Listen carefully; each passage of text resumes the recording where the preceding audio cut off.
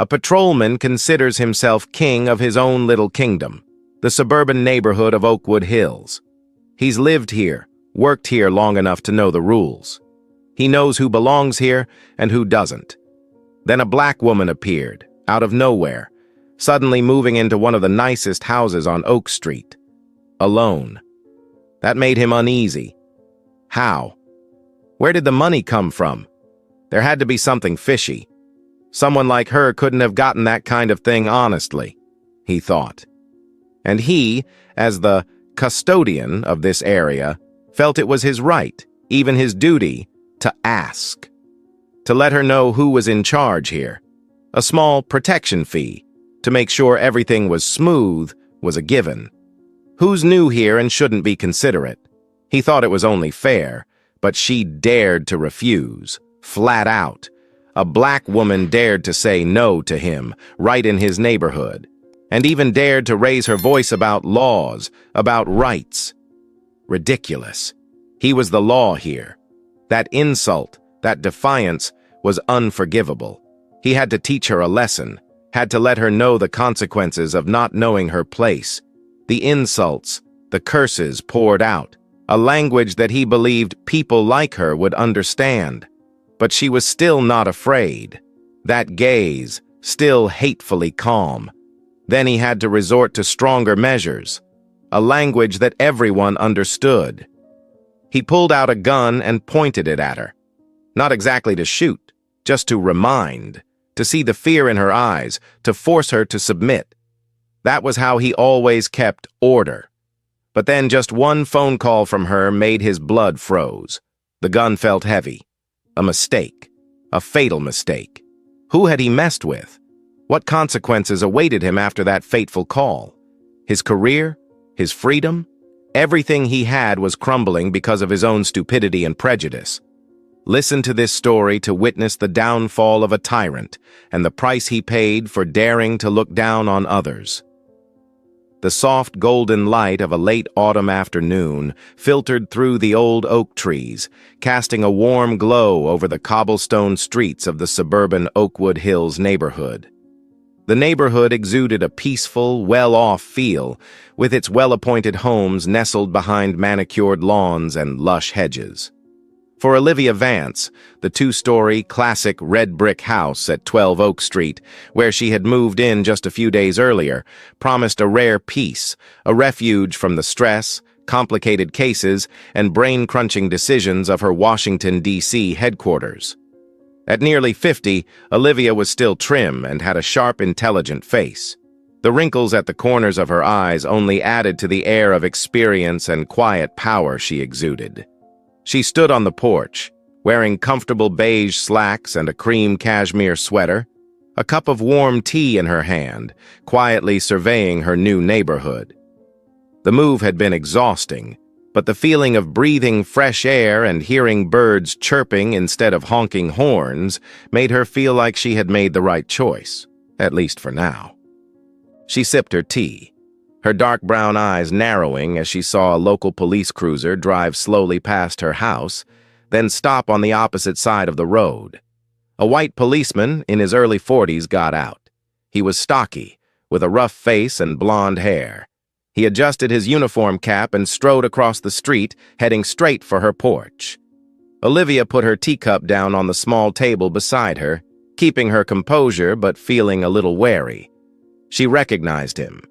He was a neighbor a few doors down, and also a police officer who patrolled the area. She had caught glimpses of him a few times in the days since she had moved in, and his unfriendly, scrutinizing gaze had caught her attention. "Good afternoon," the officer said as he approached, trying to smile, but it looked strained. His name tag read M. Callahan. "I'm Officer Mark Callahan. I saw you were new here, so I stopped by to say hello. Welcome to Oakwood Hills." "Hello, Officer Callahan." "Thank you," Olivia replied, her voice polite but distant. "I'm Olivia Vance." "Vance?" Callahan repeated the name, his eyes sweeping over Olivia and then the large house behind her. "You live here alone? You must have a good job to own a house in this area. What do you do?" he asked, his questions so inquisitive they were almost an interrogation in disguise. Olivia frowned at the indiscretion, but she was used to these kinds of inquiries. "I'm just a civil servant," she replied flatly, not wanting to reveal her title to a stranger, even a police officer. "And yes, I live alone." Callahan nodded, but his eyes were still filled with suspicion and implicit judgment. He seemed to doubt that a black woman could own a property like this on her own in a neighborhood that was predominantly white and well-to-do. "A civil servant. That sounds important," he said, his voice a little sarcastic. "Then you understand the importance of neighborhood security, huh?" He began to talk about how quiet Oakwood Hills was, but also dangerous, and how the local police force sometimes lacked the resources to ensure absolute safety. He described himself as a dedicated man who kept an eye on the area even after hours, acting as an unofficial security guard. Then he got to the point, his tone becoming more ambiguous. "You know, Vance, good neighbors often contribute a little bit to make sure the neighborhood is always specially cared for. A small fee, voluntary, to the Neighborhood Watch Fund. It gives us, people like me, the incentive and the means to patrol more often, to keep a closer eye on houses like yours. Especially newcomers, they're usually very good-natured about this. You know what I mean?" Olivia looked Callahan straight in the eye. The so-called Neighborhood Protection Fund and voluntary fees were clearly just a blatant demand for protection money, using his position as a police officer to extort money from people, especially newcomers he thought were easy to bully or had something shady to hide. His brazenness and abuse of power made her feel both indignant and contemptuous. "Thank you for your concern, Officer Callahan," she said, her voice still polite but slightly cold.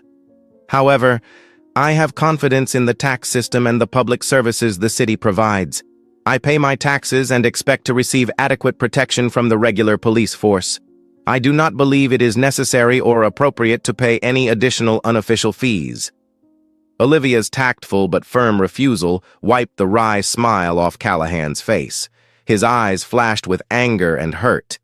He had never expected the black woman to reject his proposal so bluntly. "Oh, really?" he smirked. "Suit yourself. But remember, everything has a price here. Hopefully you'll never need my special attention again." He left the sentence hanging in the air, then turned, walked quickly to the patrol car, and drove away, leaving Olivia with a feeling of unease and unease. She knew this encounter might not be the end. True to Olivia's premonition, just 3 days later, on a Saturday afternoon while she was watering the plants in the front yard, Mark Callahan's familiar patrol car appeared again. This time, he did not stop at the side of the road, but drove straight into her driveway, blocking the entrance. He got out of the car, no longer awkward, but instead arrogant and angry. Olivia put down the watering can and stood up straight, bracing herself for the encounter. She knew there would be no more hints this time. "We need to talk, Vance," Callahan said curtly, without even saying hello. "I've given you a few days to think about it. What do you think of that protection fee thing I mentioned the other day? Don't pretend you don't understand. In this neighborhood, everyone has to be reasonable to get along." Olivia crossed her arms over her chest, her eyes fixed on Callahan, showing no fear. "Officer Callahan, I thought we were clear about this. I'll say it one last time. I will not pay you any money or any protection fund you've invented. It's illegal, and you're abusing your position." "Illegal?" Callahan sneered, his face red with anger. "Who said it was illegal? These are the rules here. These are my rules. If you don't pay, you're disrespecting me, disrespecting the rules of this neighborhood." Seeing Olivia's determined, unwavering expression, Callahan's rage and vicious prejudice exploded uncontrollably. He moved closer to Olivia, so close that she could smell his sour sweat and cigarette-scented breath. He began to spew insults and slurs, no longer hiding his racism and misogyny. Where does a black woman like you get the money to buy a big, nice house like this in Oakwood Hills? He growled, spit almost hitting Olivia in the face. I bet you're hooking up with some rich white guy, or you're in some dirty business, dealing drugs or laundering money or something. You're the one who's tainting this whole neighborhood. Olivia gritted her teeth, fighting the rage that was swelling in her chest. She felt the blood rush to her face. Never in her challenging career had she faced such a direct and vile insult on her own doorstep. Listen, nigger, Callahan continued, his voice growing more vicious, his veined hand pointing straight at Olivia's face. You're not welcome in this neighborhood. Who do you think you are lecturing me? What the hell does a nigger know about the law? He sneered savagely. Or do you want me to check your house for anything interesting? Who knows? Maybe I'll find evidence of your illegal dealings. Olivia's heart pounded with anger, but her FBI veteran's rationality kept her calm. She knew she couldn't let her emotions get the best of her. She had to handle this situation smartly and safely. She took a step back, creating a safe distance, her voice cold as steel. Officer Callahan, you are overstepping your bounds. You are being abusive, threatening, and a gross abuse of authority. I demand that you leave my premises immediately. If you do not, I will not hesitate to use all legal means necessary to protect myself. Olivia's harsh words and unyielding attitude were like a slap in the face to Callahan's sick pride. He couldn't believe that a black woman he despised would dare to stand up and challenge his self-proclaimed absolute power in this area. The anger, humiliation, and vague fear of being reported to his superiors made him lose his mind. He decided that he had to resort to the ultimate measure to quell this resistance, to make Olivia fear and submit. In an act of madness and desperation, Mark Callahan reached into the holster on his hip and pulled out his shiny Glock pistol. He didn't point the gun directly at Olivia, but the black muzzle was pointed at her clearly and menacingly. They were only a few meters away. The air was thick. The birdsong seemed to have stopped. You think I don't dare to do something to you? Callahan roared, his voice hoarse with anger, the hand holding the gun shaking slightly. Here, I am the law. I'll say it again. Either you pay me protection money or you will regret it. I may only warn you today, but don't make me come back again. An unfortunate accident can completely happen to a newcomer, living alone like you. He tried to create a vague cover of threat, but the action of drawing the gun said it all. In that moment, time seemed to stop. Olivia felt a chill run down her spine. Danger was imminent. But instead of panicking, her trained brain sped up. She assessed the situation. Callahan was out of control, his actions were reckless and illegal, but he had a gun. She couldn't confront him head-on. She needed another solution, a smarter solution, one that utilized resources this corrupt cop never expected. She kept her eyes fixed on Callahan, showing no fear that might embolden him. And then, she made a bold decision. To the utter astonishment of Mark Callahan, who was waiting to see the utter terror on the face of the black woman he despised, Olivia Vance did something completely unexpected. She did not cry, she did not beg, she did not collapse. Instead, she slowly, very calmly, put her hand in the pocket of her coat. Callahan frowned, the gun in his hand dropping a little in confusion. What? What are you doing? He stammered, trying to keep his voice firm but wavering. Don't play tricks. Are you going to take out your weapon? I'll shoot you right now.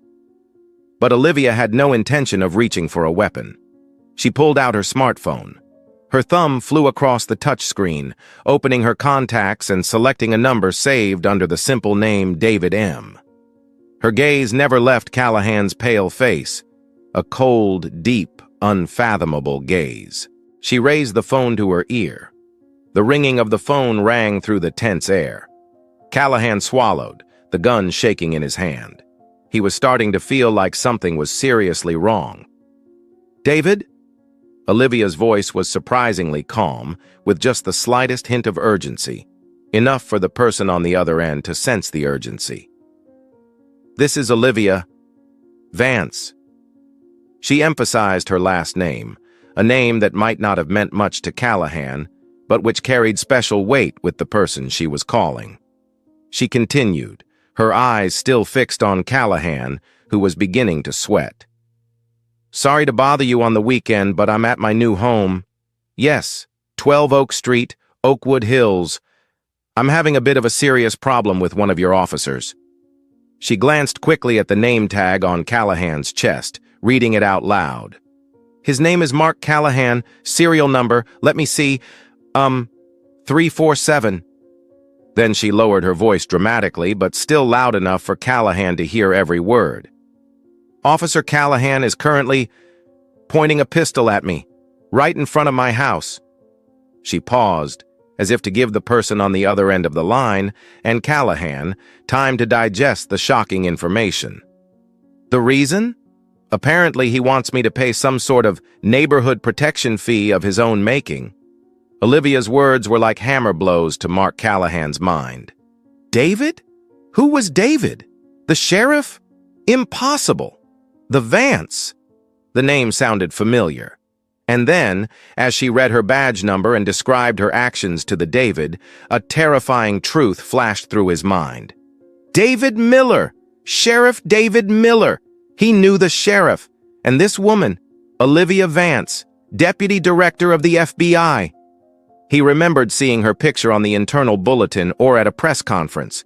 Holy shit! What has he done? He just demanded protection money, insulted, and worst of all, pointed a gun at an FBI deputy director who actually knew and called his boss directly. Callahan's face was as white as chalk. The gun in his hand clattered to the brick floor of the front yard. He staggered, his knees shaking so hard they threatened to collapse. The arrogance, the smugness, the racism, all vanished in an instant, replaced by utter terror, a fear that gripped his entire being. "Wait, wait, please!" Callahan stammered, his voice cracking, pleading.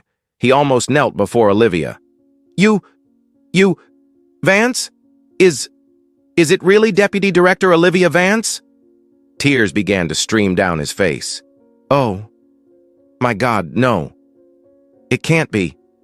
Please, it's just a terrible misunderstanding, a stupid joke. I'm stressed. I didn't mean it like that. Really." He clasped his hands together and begged, his voice filled with despair. "Please hang up. Please hang up. Don't say anything to the chief. I'm sorry, 1,000 times sorry. Please forgive me this time. Don't ruin my life. I have a wife and children. Please, please." Callahan's utter collapse, his utter cowardice, was on full display. The man who had been threatening so fiercely a moment before was now on his knees begging like a beggar. Olivia looked at him coldly, without pity. She didn't hang up. She just listened to his belated pleas and waited. Waited for justice to come. Less than 5 minutes after Olivia's fateful phone call, the familiar siren of a police car sounded in the distance, getting closer and more urgent. The sound was like a death sentence to Mark Callahan, making him tremble and despair even more. 2 patrol cars and an unmarked black SUV pulled up in front of 12 Oak Street, their red and blue lights flashing, shattering the quiet of the suburban neighborhood. The SUV door swung open, and Sheriff David Miller stepped out. He was dressed in civilian clothes, but he still exuded the authority and decisiveness of a leader. His face was solemn and worried as he took in the scene before him. His longtime friend, FBI Deputy Director Olivia Vance, standing calmly in front of the house, while his officer, Mark Callahan, was in a near-collapsed state, his face pale and his clothes disheveled. Callahan's gun was still lying on the tile floor. David Miller wasted no time. He marched straight toward Callahan, his eyes piercing his subordinate. He didn't need to ask much. Olivia's brief but informative call and Callahan's dire state said it all. "Callahan!" David Miller's voice boomed, deep and steely, over the still distant sirens. "Explain! What the hell is going on here?" Callahan jumped up, stammering to come up with some explanation, blaming it on a misunderstanding, work stress, just a joke said in the heat of the moment. But David Miller had no time or patience for such excuses. He cut him off firmly. "Enough, you idiot!" Miller shouted. "Give me your weapon badge and radio, now!" His voice brooked no resistance. "You are suspended indefinitely, effective immediately, pending the outcome of the investigation. Now get in that patrol car." He pointed to one of the 2 squad cars that had just arrived, where 2 more officers were ready to escort Callahan. Mark Callahan knew it was over. There was no going back. He unbuckled his tool belt, shaking and humiliated, surrendering his weapon, badge, and radio.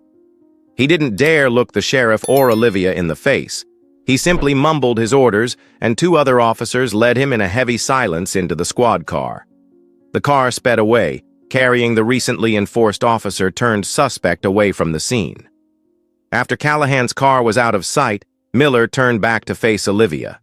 His stern expression softened, replaced by guilt, shame, and even anger at his subordinate's behavior. "Olivia," he began, his voice low. I really don't know how to express my apology. What you were put through in your own home, by one of my officers, was unacceptable.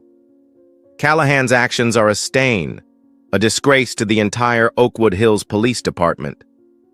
Olivia looked at her old friend and nodded. Her professional composure was still there, but there was a hint of weariness and deep disappointment in her eyes. "Thank you for coming so quickly, David. I knew you wouldn't let this go."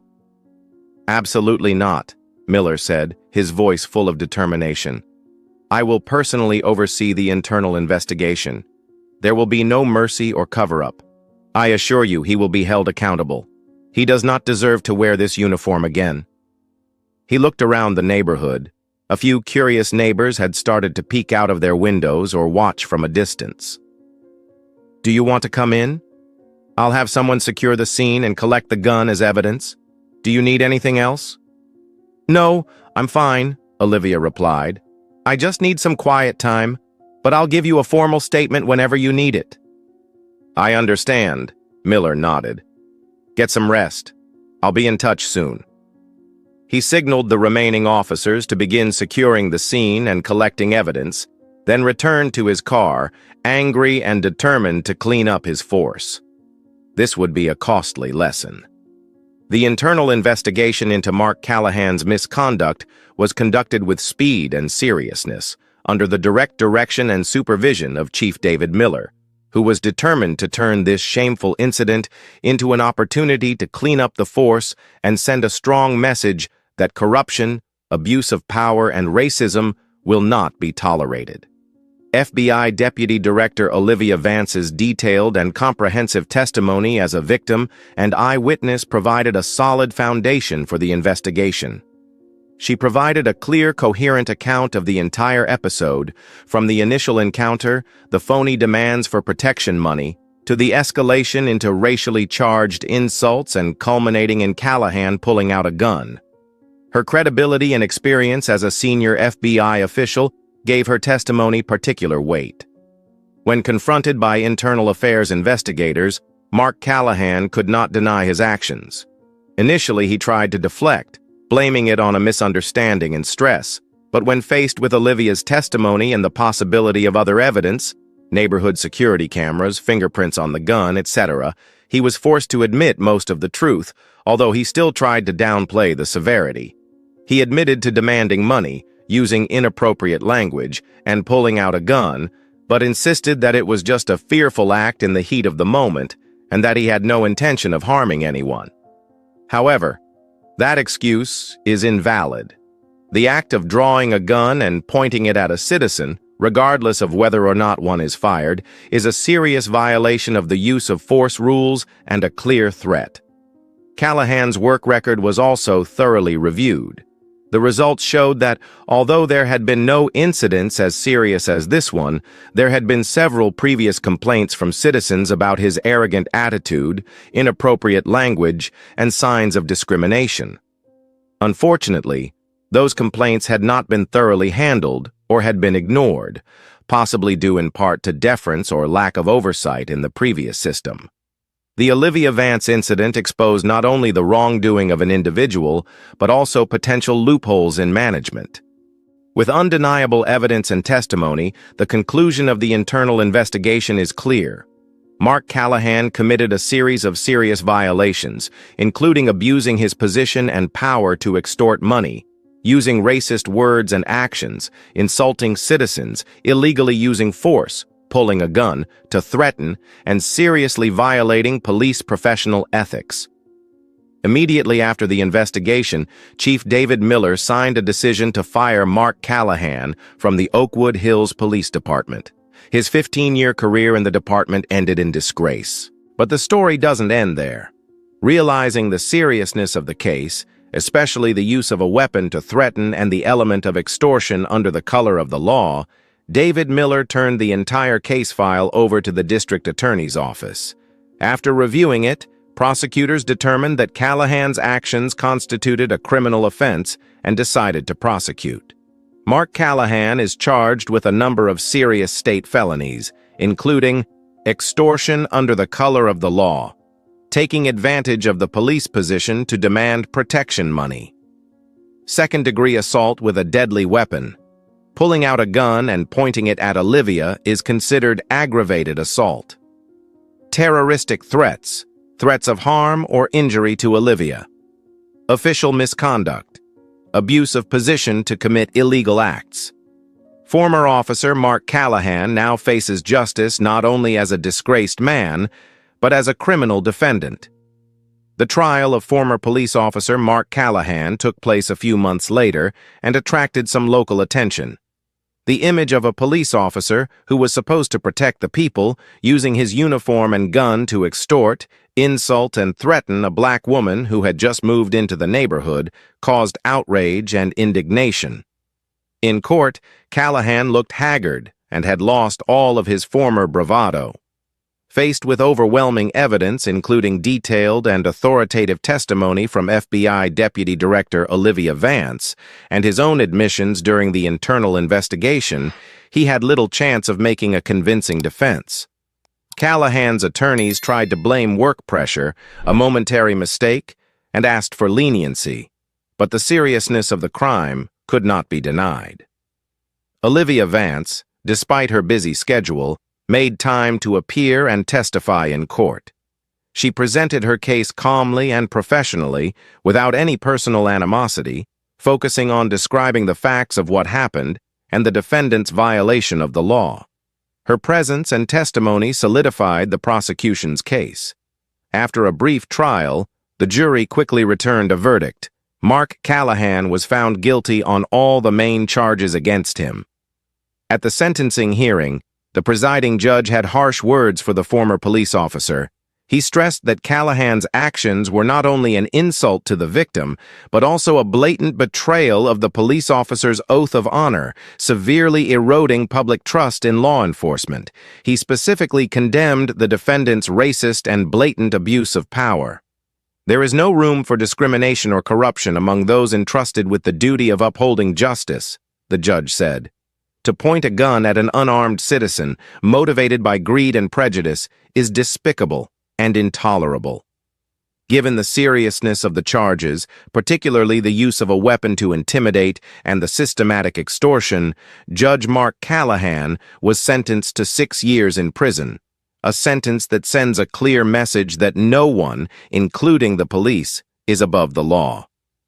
Mark Callahan was devastated upon hearing the verdict. His dream of a comfortable life in a wealthy neighborhood where he had assumed absolute power had been shattered. Now he faced prison bars, paying the price for his stupid and cruel actions. On a weekend afternoon, weeks after the trial, Olivia Vance stood on her porch, a cup of tea in hand, looking out at the quiet neighborhood of Oakwood Hills. Everything seemed normal again. The house was truly hers now, no longer shrouded in the shadow of intimidation or discrimination. Justice had been served, but she didn't feel joy or elation.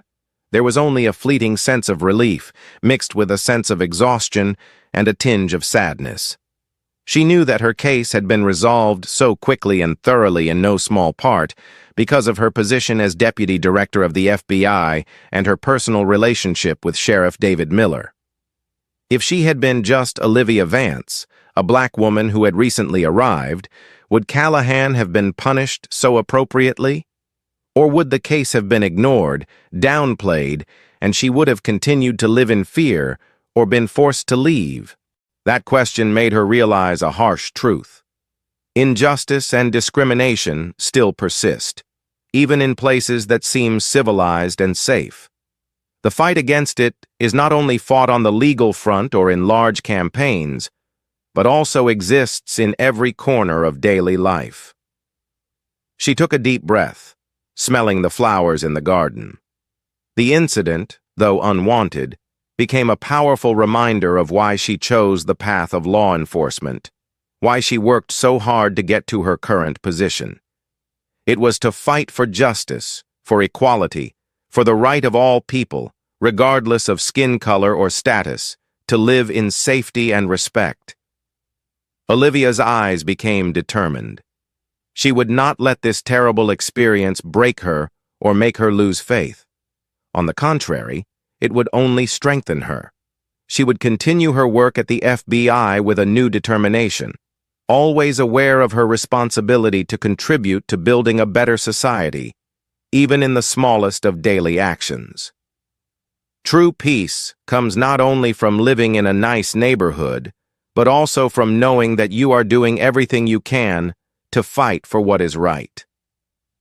Thank you for taking the time to listen to this story. If you like this content, please click like and subscribe to the channel so you don't miss the next meaningful stories, because tomorrow we will have another meaningful story for you.